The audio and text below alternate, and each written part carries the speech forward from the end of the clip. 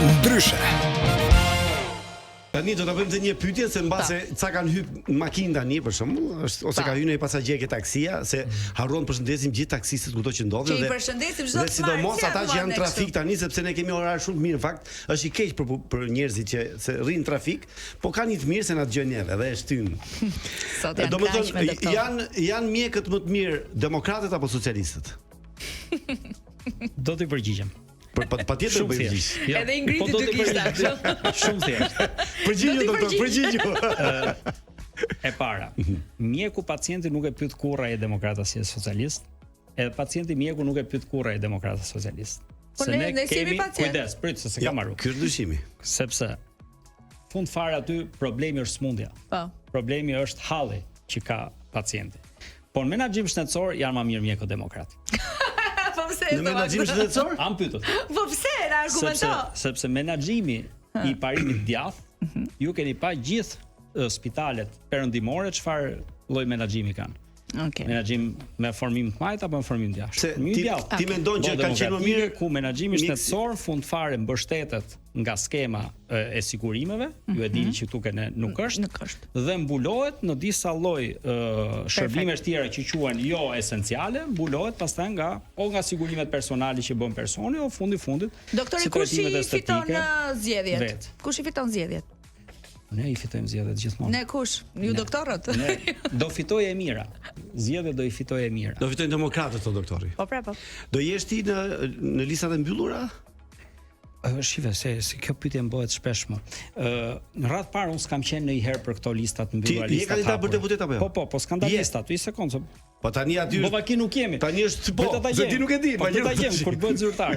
Unë isha kandidat në primare, këtë mund ta them. Isha kandidat primare, po. Dola ke 5 parët, kështu që potencialisht po. Prit se ka vendim kryesor nuk e kupton nesër dhe vendim këshilli kombëtar për të marrë po nesër. Kështu që mos ti unë jam institucional, i qëndroj. Sa vende kishte kryetari? Nuk ka vende kryetari, kryesia vendos. Kryesia vendos, okay. Mos më largon nga lista mbyll, se kam fiksim. Atëherë, në radh parë kam qenë kundra konceptit listave mbyll. Kam qenë për listë hapur totale, ashtu siç ishte edhe vendimi i gjykatës kushtetuese, kështu që isha në këtë drejtim. Nuk i friksohem unë votës, ka ndoshta ca të tjerë që struken ke lista mbyllur, unë do kisha shumë dëshirë që të flitej për listë fituese ose listë jo fituese. Jo çështje liste të mbyllur apo liste të hapur. Kjo tregon një interes, një egocentrizëm deri ke individi. Pra jam listë mbyllur, jam listë hapur. Jo, unë do të di, kjo lista e madhe me 187 vetë, se kaq do jetë. Pra 47 të mbyllur dhe 140 të hapur. Kjo lista me 187 vetë është një listë potencialisht fituese, shpresdhënëse apo jo. Tu do doja të isha unë, do ta shohim nesër. Doktori, po mirë, tani nëse ti fokusohesh politikës, nuk do jesh më doktor mjek? Dëgjoj, unë atë mjekësinë tradicionale në spital jam shkëputur në 2013. Epidemiologjia ka të bëjë pikërisht me politikën dhe menaxhimin shëndetësor. Pra me kuptu ku janë dhënat, çfarë është problematika dhe ne quajmë mjekësi komuniteti. Na duhesh më shumë aty se sa quhet mjekësi komuniteti, nuk quhet mjekësi individi. Pra nuk duhet mërzitemi ne fansat. Jo, ajo është detyra jon. Idealisht do duhet ta kishin bërë politikanët këtë punë të këshilluar prej nesh, kur ata s'din ta bëjnë, do duhet të hyjnë ne aty, të heqim ata ti bëjmë vetë. Kemi hyrë në rubrikën pyetje pa nivel. Bëje vetë është kjo. Bëje mirë, bëje vetë. Pyetje pa nivel se deri tani kishim larg. Pa nivel. Po duam pak përgjigje të shkurtra sepse ne ikën koha. Ti sa ke ndjeju mbyll në pandemi, pa dal fare nga shtëpia? Një orë. Punorësh, po. E di. Punorësh. Hajde Lon. Keti një mjek personal që i beson dhe që vizitohesh apo je mjeku vetes? Jo, kam shumë mjek që kam absolutisht mjek e shok. Çdo lloj sistemi ka mjekun e vet për katë specialist.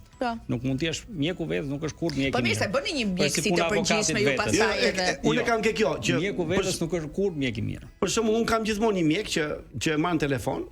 Kur kam çdo lloj problemi të kem që edhe më thot ku të shkoj. Keti një kështu? Parimi ky do ishte i mjekut familjes. Pra supozohet shkon ke mjeku familjes, ai zgjidh ato që mund zgjidh, ato që nuk zgjidh dot të referon tek mjeku përkatës. Neve vim nga një sistem spitalor, pra sistemi i vjetër ishte terciar dhe ishte mjek specialist, nuk ishte mjek familje atëherë. Kështu që automatikisht gjithë miqtë e mi janë specialistë fushave ndryshme tash. Ne jemi brez, që jemi rrit bashkë, kemi shku bashkë, kemi bashkë. A është vërtet që doktorët martohen vetëm me doktorë isha? Shumë prej. Numri është 8 i lartë i mjekëve të martuar me mjek apo brenda personelit shtetësor, po kujtojmë një diçka, numri i meshkujve mjek është i ulët. Kështu që Fati këtu. Shumica do thonë që çunat e rinj që dalin nga shkolla duan të punojnë vetëm turnin 3. Jo, Nuk më rezulton. Më rezulton si mendimi atyre që s'kan bërë mjeksi, pa ata që kanë bërë mjeksi turni 3 rrin sa më larg që ti dhe mundur. Thonë që ju mjekët keni shumë frikë të bëni analizat për veten. Për veten. Nuk e di është po. Domethënë një fund mjek që kanë 2 vjet pa bërë analizë, 3 vjet. Jo se është frikë, po as unë si bëj. Po pse? Ndjehem mirë. Parimi ndjehet mirë, ndjehesh fizikisht mirë, për çfarë do i bësh? Po mua pse më thonë që duhet bësh një 6 muaj pak. Një herë në vit duhet bësh një check-up. Jam shumë mirë. Cilat më mos hym ke check-upi aty se pastaj hym në hall tjetër atje. E kanë mësuar dhe pritjet, check-up. Unë do thoya që ka një koncept tjetër. Pra nuk e di sa këtu janë mjekët më shumë friksuar se sa popullata. Unë mendoj se mjekët janë po pjesë e popullatës, nuk është se erdhën nga një shtet tjetër këto, edhe janë ku diun vikinga afrikana, ku diun vetë ashtu këta kanë po në këtë popull jetojnë. Kështu që mendoj që është pak a shumë e njëjta gjë, por koncepti është që ai kontrolli, unë do të thoj që është për disa shtresa më i rëndësishëm dhe ka disa mosha ku bëhen disa kontrolle të veçanta. Dhe jo të shkosh ke një 30 vjeç që automatikisht potencialisht është i shëndetshëm, s'ka asnjë ankesë etj. Vetëm vizito për zemrën kot. Të bëj një kontroll, okay, po ti do e thrasësh vitin tjetër prapë atë për kontroll? Atë potencialisht i thu kur të kesh një ankesë, hajde. Kurse po është një moshë më e madhe, do i thush hajde herën 6 muaj, hajde herën vit, potencialisht mund të ketë nisë një smundje kronike dikujt, një diabet për shembull. Do vi për diabetin, po do bëj analizë të tjera. Bëni kontrolle herë 6 muaj. Jo, shife, ka një çështje të rëndësishme këtu tash. Kontrolli këshillohet atëherë kur ti ke një zgjidhje, pra the day after. Bëre kontrolle shumë, ke një zgjidhje, po pata unë një problem. Atëherë po bën sens, pra më ndihmon, nëse nëse këtë problemin e gjej kohë, atëherë më ndihmon. Po marr për shembull kancerin e gjirit. Qofse ne e gjejmë herët kancerin e gjirit, ka mundësi shumë të mëdha, pra kirurgji më të vogël dhe mbron jetën shumë fort. Çështja është që këtë ama duhet ta kesh. Por ndryshe nëse ti bën një kontroll thjesht për ditë se ç'a kam, dhe tash ti më shqetësohesh më për një smundje që unë si mjeksi s'kam se ç'a i bëj, ti thjesht shqetësohesh më shumë se sa ç'është e nevojshme. Pra, në këto raste ne krijojmë protokollet e skrinimeve etj dhe për disa gjëra të caktuara themi po, për këtë duhet bësh kontroll. Fund fare mas s'është me detyrim. Ja lejmë gjithmonë individit për shembull kanceri i kolin i zorrës trash, ëh. Ky është një problem. Neve mund ta zgjidhim nëse e kapim herët, është 100% i shërueshëm. Problemi është që bëhet në kolonoskopi dhe kjo është e bezdisshme. Po, është bezdisshme. Mirë është me kalu nga mjeku. Shoqënia dhe tallet, bëre kolonoskopi. Doktori, çfarë nuk pëlqen në bashortja jote tek ty si i mjek? Unë s'guxoj të marr përsipër fjalët që mund të ketë ajo. Merrni në telefon, do thonë shprehet ajo. Asgjë si kishim numrin. Unë nuk deklaroj dot asgjë. Po shumë të thotë ajo që je shumë i guximshëm në ca intervista ose jashtë profesionit. Asaj ti lejohet çdo gjë të thotë. Bravo. Ajo që nga grup. Bravo. Jo, po ti le të bëjmë ndryshe. Do ta ljeti mjeksin për politikën? Fare? Apo ti do ndihmosh mjeksin nëpërmjet politikës? Po, është një gjë. Pra kjo ka të bëjë, shive, e di si mund ta shohësh këtë? Të mund ta shohësh pak më parë, po. Po, mund të shive kështu në këtë. Mund të më koncisë se kemi pyetje. Je buzi lumi, shef njerëz që janë lum, po mbyten. Ti mund të hysh dhe të ndihmosh nga një tjerë hiken, ose si ndihmon të gjithë. Apo mund të shkosh në rrënjë atje sipër dhe të shohësh orë nga bing këta njerëz lum. Dhe të mundosh të mbyllësh atë gropën atë të ndërtosh një urë të bësh pa. Dhe mos i lejosh të hyjnë që atje. Që në fillim me politikat e duhura ti mund dalësh dhe të kesh më pak të smur. Nëse këtë nuk e bën, neve mund të bëjmë çfarë doni juve me atë që ne quajmë parandalim terciar, por nuk është kurrë aq i suksesshëm sa parandalimi primar. Kuptoj. Po nëse se kam një pyetje kështu, më fal. Jepi. Fituat zgjedhjet, ti u bëre fitove deputet, bën ministër bujqësie, do e pranoje? Jo, po ministër. Jo. Kemi shumë të qartë, edhe pse më pëlqen natyra sa doni juve. Okej. Jam i bindur që dikush mund ta bëjë shumë më mirë se unë. Doktori, je ti tip kështu që mat kalorit, mban dietë, shkon në palestër. Jo fare, ëh. Që nga i mërzitshëm. Ke pyetje tjetër? Që nga i mërzitshëm. Jo, unë mendoj që ata janë çik më të mërzitshëm. Po ja kështu pi ver, handja del darkave. Këto janë po. Po i bëj gjitha pyetjet. Unë po të them një nga dëgjoj, më tha të përgjigjur shkurt. Shkurt. Jo, a e meriton mjekët bakshishin, për shembull ti më dhe një ilaç, unë shërova, jam shumë mirë, kam qejf t'jap një dhuratë. Kjo quhet dhuratë, po. Dhurata po, madje lejohet edhe me ligj. Keni ligj për katës për këtë, për sa i përket dhuratës, madje është dhe shifra. Unë nuk do ta them se duket ashtu sikur po. Sa është ama? Jo, nuk ta them. Lexoni ligjin. Pse ka ligj për këtë? Parashikuar në ligj. Po, ka ligj për këtë, për çdo lloj posti, jo vetëm për, s'po flas vetëm për mjekun. Në Turqi unë kam aplikuar për shembull këtë gjë. Për këto mund ta bësh këtë dhe është brenda ligjit kjo. Në rregull. Kujdes. Ai duhet ta deklarojë, Jo, kujdes. Nëse paraja të kërkohet për dhënë shërbim, sepse të vonohet shërbimi, sepse nuk Jo, po flas kjo dëshira. Nuk është dhurë. Ka dëshira. Mos ngatrojmë korrupsionin me dhuratë. Dhurata po, dhe është edhe lejuar me ligj. Në mjekësi dhe në fusha tjera. Kudo? Jashtë modestisë, ti je më i mirë mjek apo pedagog? Do pyesësh tashin këtë rast studentët. Po mirë, unë po them si ndjehesh ti më mirë. Unë thash, unë jam mjek komuniteti. Do të thotë që vlerësimi nuk vjen dot nga një individ, që ti komunikimin e ke artin tënd. Nga komuniteti. Edhe komunikimi ka artin tënd. Dhe studentët fatkeqësisht ai Covidi na i vuri çik në plan të dytë, sepse u desh më u marr më shumë me këtë hall.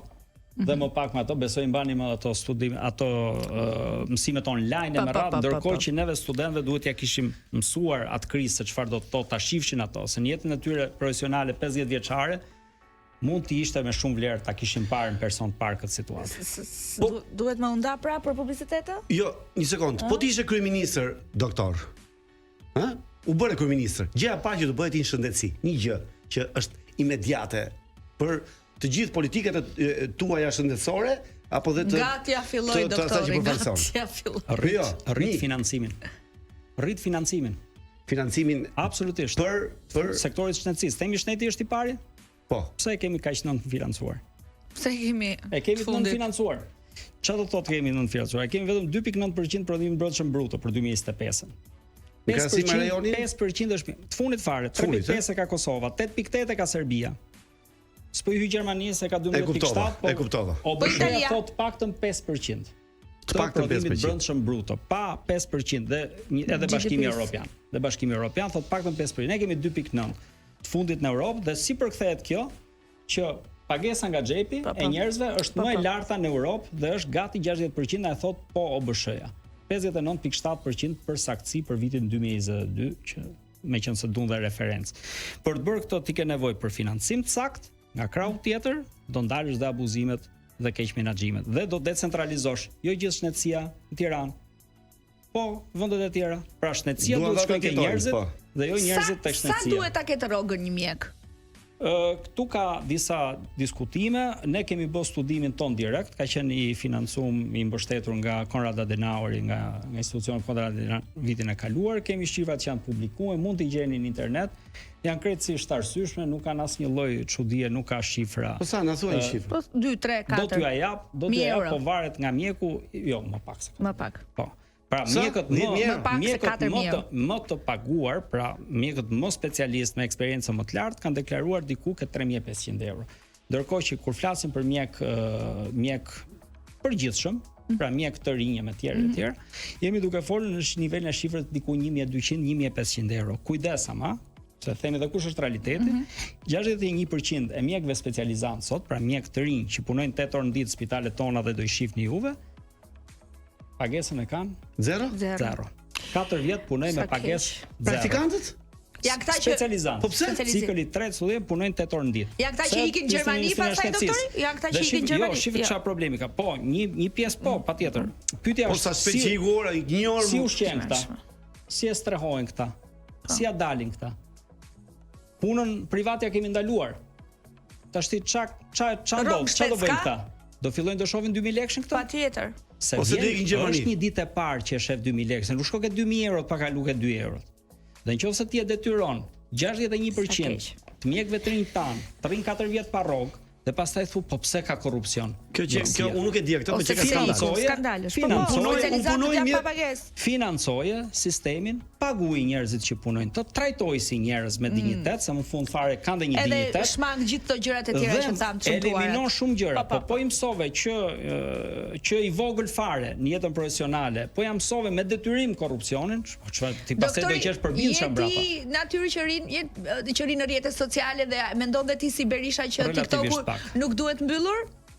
Unë mendoj që rrjetet sociale kudo në botë kanë atë arsyen e vet për të ekzistuar, për sa kohë shoqëria tashmë është bërë goxha virtuale, them drejtën, unë do preferoisha një fushë, një top të lëm kalamajt aty me lut me vrapu, po tash si këtë në Tiranë nuk e kemi, kështu i kam vetëm celularin në dorë dhe këto shopet dhe ka dhe i problem. Jo, ka dhe i problem të madh. Ne duhet shohim nga vetja jonë, nga shoqëria.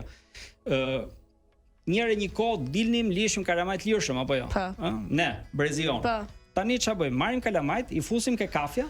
Do rri mami me babin ke kafja do shofi dhe ti na këtë celularin ke dorë dhe mos t'i harrojmë këto, por nga krau tjetër përdorimi i kujdesshëm i teknologjisë është pozitiv sepse edhe zjarri ta djeg shtëpinë, pa ama duhet për të ngrofur, për të gatuar me radhë. Pra, në disa kushte, ky është shumë i mirë. Po la jashtë kontrollit mund bëhet në problematik, por nuk është zgjidhja kiqet i këtë. E ka provuar, prohibicionizmin e kanë provuar shtetet e tjera, ç'a ndodhi? Krimi organizuar, hyrja aty dhe bëri dhe më keq se gjithë. Sa në 14-a? Funksionon vetëm me ndërgjegjësinë dhe me bashkëpunim me komunitetin. Nuk jam kurrë me ndalime. Kush është më i mirë, Berisha mjek apo Rama piktor? Si profesion? Absolutisht. Berisha mjek ishte profesor i mjekësisë. Pse Rama zit piktor ishte talent është dhe Rama piktor pse? I dështum. Mund të sjell disa prej tyre, shifini vet, pastaj unë keni ca piktura të Ramës? S'kam pa. Disa vjetra, pastaj do ta tregoj pastaj mbrapa. Doktori Di, ka Barsaleta? Barsaleta me doktor Di? Pafund. Me vërtet? Se nuk di me polica. Na thuni. Kujdes ama sensi humorit mjekëve lë shumë për dëshirën. Kështu që më mirë. A keni Barsaleta apo jo? Më mirë jo. Mos t'ju bëj për qesh për diçka që s'bën me qesh. Mi do ta them një shkurtër. Jepi. Vati ke mjeku një dhe nuk janë ato që mbulohet ato si ç'a quhet ajo ndarja. I tha ai, shko futo aty dhe bëu gati. Edhe ajo, doktor tha u xhveshon, po vjen.